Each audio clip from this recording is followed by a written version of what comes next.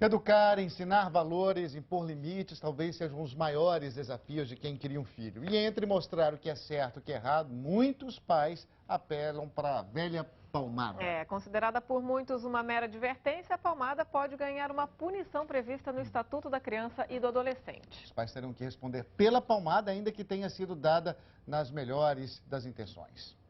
Diante da bagunça, tem muito pai que acha que um tapinha não dói. O choro da criança pode até passar rápido, mas de acordo com um projeto de lei, a punição do pai deve durar bem mais. A lei da palmada, que alteraria o Estatuto da Criança e do Adolescente, prevê a orientação psicológica e o encaminhamento do responsável a programas de proteção à família. O argumento em defesa da lei se baseia nos números das agressões. De acordo com dados do Unicef, 80% das agressões contra crianças e adolescentes foram cometidas por parentes próximos. Entre as opções para a antiga e conhecida palmada, os especialistas dão alternativas, que podem começar com o diálogo e contar sempre com o exemplo dos pais. Mas existe a corrente a favor da palmada. Numa pesquisa feita pelo Instituto Datafolha no ano passado, de cerca de 10 mil entrevistados, 54% eram contra a punição dos pais. De acordo com muitos deles, a lei representa uma interferência direta do Estado na forma como os pais devem educar os próprios filhos. Bom, e para falar sobre a lei da palmada, a gente recebe aqui no nosso estúdio a deputada Tereza Surita, ela é relatora do projeto de lei. Tudo bem, deputada? Bom dia. Oi, tudo bom? Tudo bem? Por favor. E a gente também lá em São Paulo recebe um convidado que está lá com a Ana Paula, né, Ana? É isso mesmo, a gente conversa aqui com o psicoterapeuta e supervisor da Clínica de Psicologia da PUC de São Paulo, Ari Rehfeld. Mas, doutora, eu vou começar aqui o nosso debate com o senhor. Um bom dia, obrigada pela sua presença aqui. Eu queria saber, já logo de saída, o senhor é a favor dessa lei? E eu queria saber também, a palmada é tão maléfica assim para as crianças? Então, essa lei tem vários problemas, né? Primeiro, ela é uma reedição praticamente de uma outra lei maior, Estatuto da Criança e do Adolescente, que já contempla toda essa questão e é inclusive mais completa. Ela inclusive tem penas envolvidas. Nós somos campeões em fazer leis, quer dizer, o Brasil é primeiro mundo, primeiro time em leis. Talvez lá no final, os últimos lugares em cumpri-las, né? Então tem uma quantidade enorme de leis. Me parece que a questão é muito mais ampla, muito mais complexa, a gente tem que pensar um pouco em uma educação da população, né? A lei fala alguma coisa sobre isso, mas eu acho bastante incipiente. É lógico que eu não posso ser a favor do espancamento e é evidente que, como psicólogo, eu acredito que muitas vezes, na grande maioria das vezes, você pode, sem nenhum tipo de castigo físico, educar seu filho, evidentemente.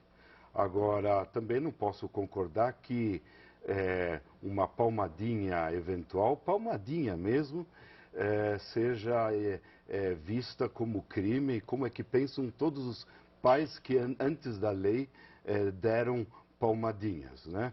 Quer dizer, a lei fala em castigo físico, que envolva humilhação, lesão, dor, né? Mas tem palmadinhas que não são exatamente assim.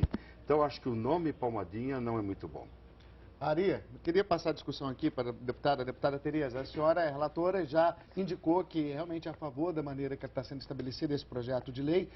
E como é que a senhora vê isso, né? A diferença entre palmada, como provar que houve realmente a agressão e qual o limite? A lei, esse projeto não prevê limite nenhum, assim, na verdade, palmada é considerada, passa a ser considerado a quem praticou sujeito à punição.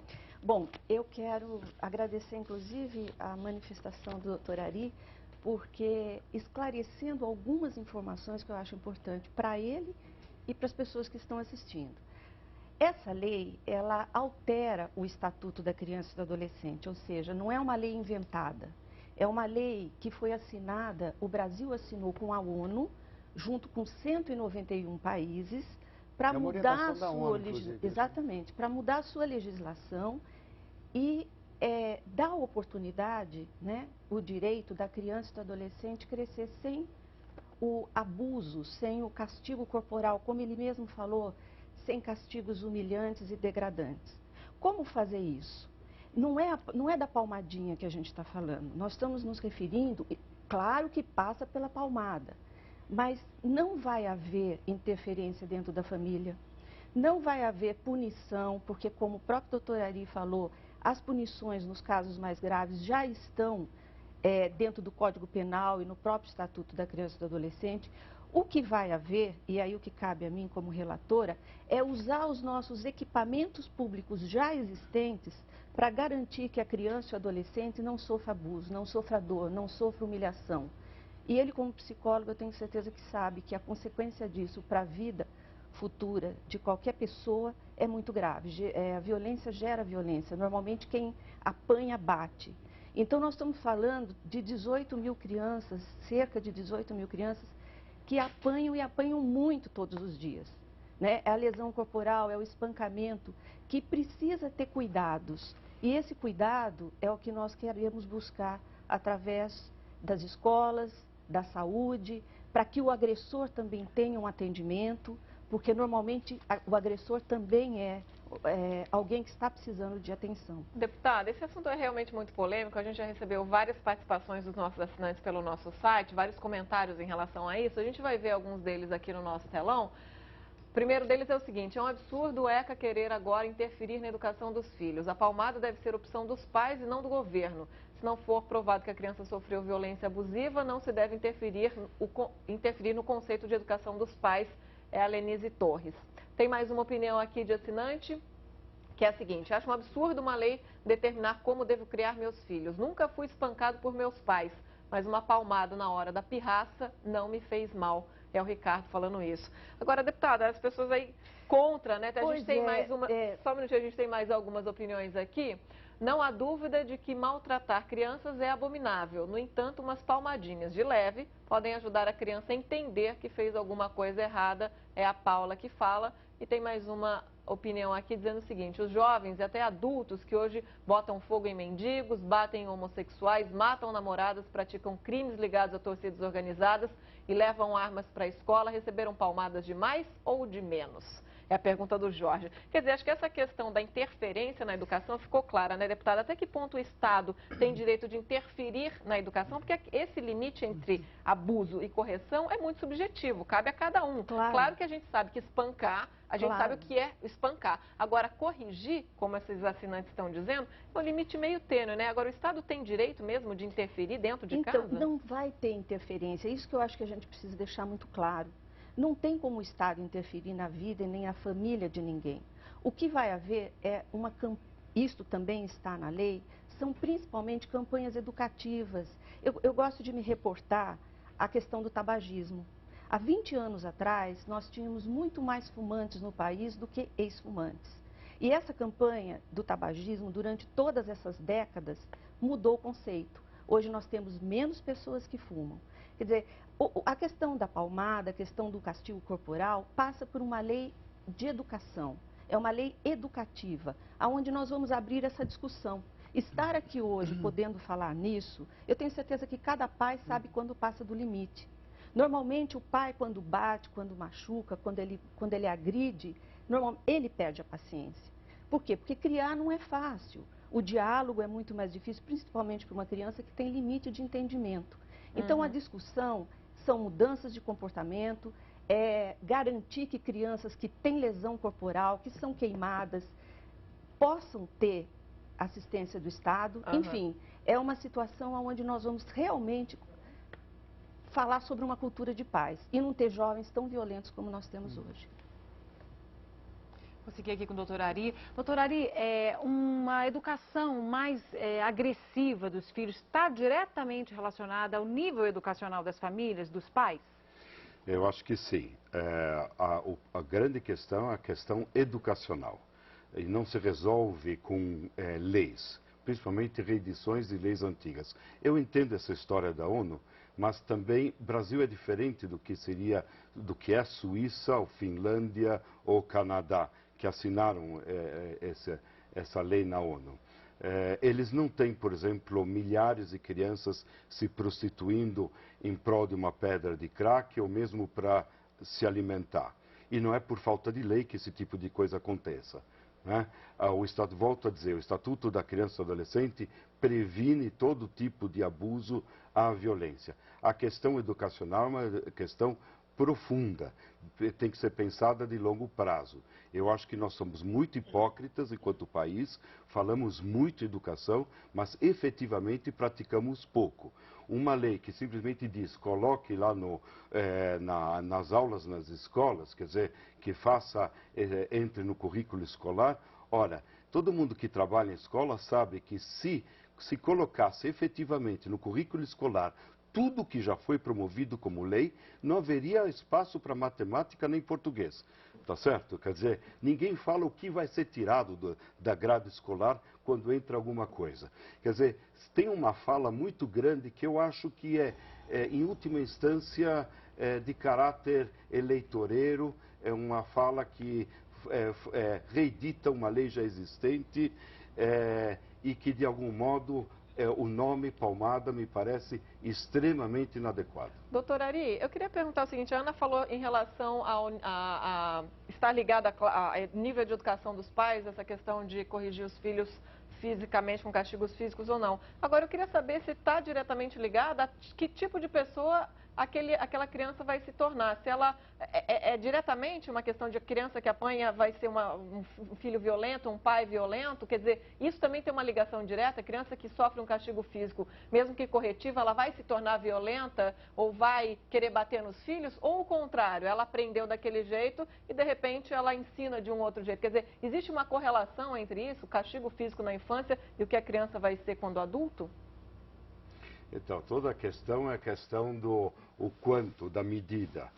Um pouco de castigo físico, bem pouco, com muito cuidado, com conversa, não tem feito grandes prejuízos, ou prejuízo nenhum a ninguém. É evidente que muito castigo físico, sim, aumenta a chance daquele indivíduo, quando crescer, também se tornar agressivo.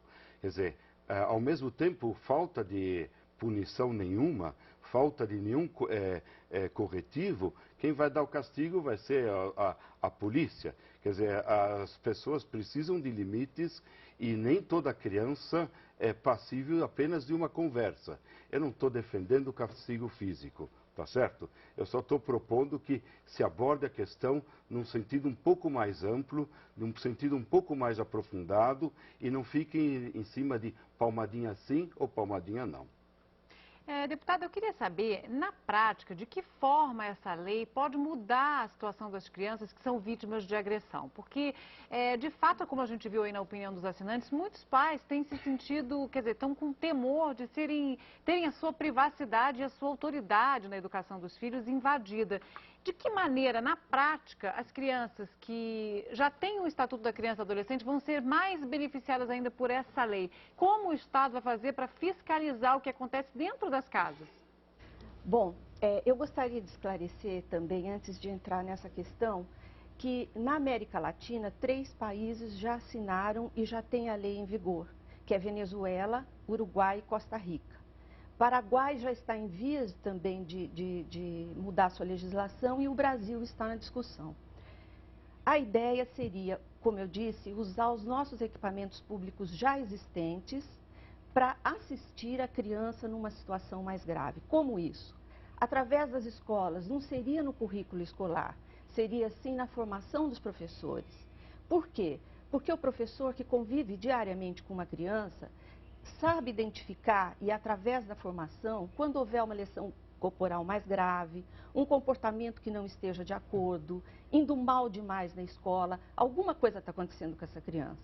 Nós temos também uma capilaridade enorme através do programa Saúde em Família, aonde os técnicos entram e visitam as casas, identificam desde problema de dengue até um problema de violência.